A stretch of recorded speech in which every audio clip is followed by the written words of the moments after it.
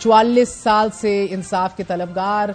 एक और केस, इसे इस मुल्क का अलमिया कह लीजिए या इंसाफ का नोहा कह लीजिए या फिर वक्त का जबर के पाकिस्तान में इंसाफ आपको फकत तब मिलेगा कि जब आपका अच्छा वक्त चल रहा होगा। अब किसका अच्छा वक्त कब चल रहा होता है इसका तयन अवाम बखूबी कर सकते हैं, मगर पाकिस्तान में एक ऐसी शख्सियत भी गुजरी है कि जिसे सजा देने वाले जज और सजा देने वाली अदालत अपने उस फैसले को ना तो ओन करते हैं और ना ही उस फैसले का हवाला देते हैं।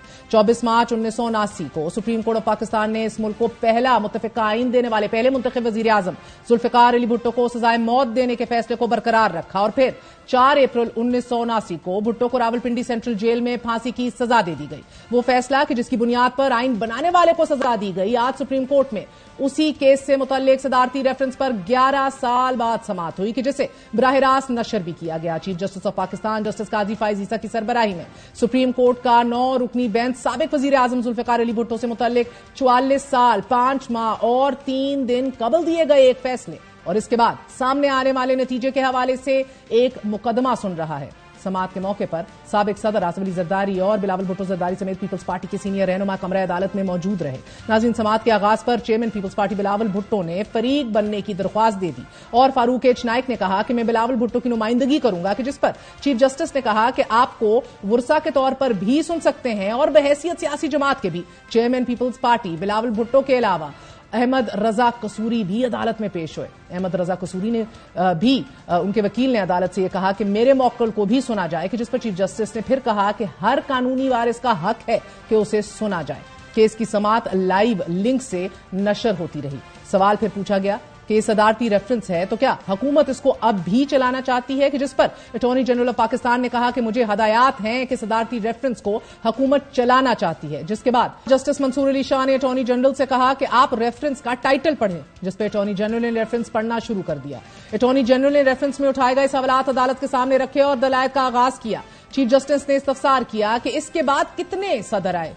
अटॉर्नी जनरल ने कहा कि उनके बाद 2 सदूर आ चुके हैं। चीफ जस्टिस ने कहा कि किसी सदर ने यह रेफरेंस वापस नहीं लिया।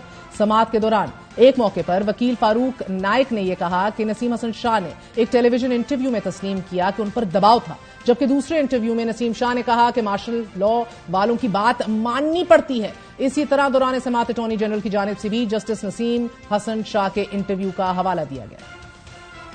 तो तमाम जज साहबान जो है वो इतने बहादुर नहीं होते कि अपनी नौकरियों को कुर्बान कर दे और इंसाफ करते रहे। लिहाजा वो यही समझते हैं कि अपनी नौकरी को बचा लेना चाहिए, क्योंकि शायद मेरा यहाँ रहना कौम के लिए और इस अदारे के लिए बेहतर रहेगा।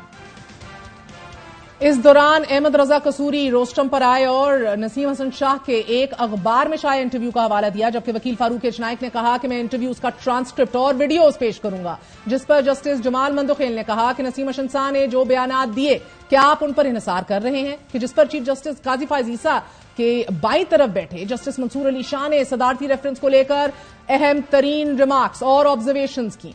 जस्टिस मंसूर अली शाह ने कहा कि सवाल यह है कि कानूनी सवाल क्या है, क्या कल सदर मुमलिकत ये रेफरेंस भेज सकते हैं कि तमाम पुराने फैसलों को दोबारा लिखा जाए।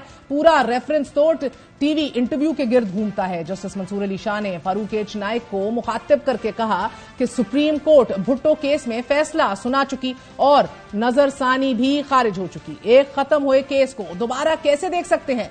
किस कानून के तहत अदालत एक खत्म मामले को दोबारा खोले? आइन में दूसरी नजरसानी का तसव्वुर नहीं है। अदालत ने फैसला क्या करना है ये तो बता दीजिए। क्या जब ये सारा केस चला मुल्क में आइन मौजूद था? जस्टिस मंसूर अली शाह ने मजीद कहा कि दूसरी नजरसानी की सुप्रीम कोर्ट पाकिस्तान में कोई गुंजाइश नहीं। क्या कल कोई फरीक आकर पुराना मुकदमा निकलवा सकता है? ये बहुत अहम सवाल है। क्या हम आर्टिकल 186 के तहत किसी अदालती फैसले को देख सकते हैं? समाअत के आखिर में चीफ जस्टिस ने आज की समाअत का हुक्मनामा लिखवाना शुरू कर दिया और फिर जनवरी तक मुलतवी करते हुए अदालत ने कहा कि अदालती मुआवनीन को नोटिस जारी करके जवाब लिया जाएगा।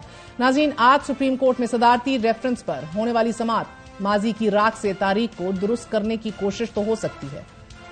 मुर्दों को इंसाफ दिलाना या दिलाने की भी कोई भी कोशिश भी हो सकती है, मगर सदारती रेफरेंस की पहली समाअत 2 जनवरी 2012 और आखिरी समाअत 12 नवंबर 2012 को होने से एक बात ये साबित हो चुकी है, عیاں ہے کہ گزشتہ 11 سالوں اور 9 چیف جسٹسز اپنی مدت ملازمت تو مکمل کر لیتے ہیں، مگر اس ریفرنس کا فیصلہ کرنا شاید ان کے بس کی بات نہیں۔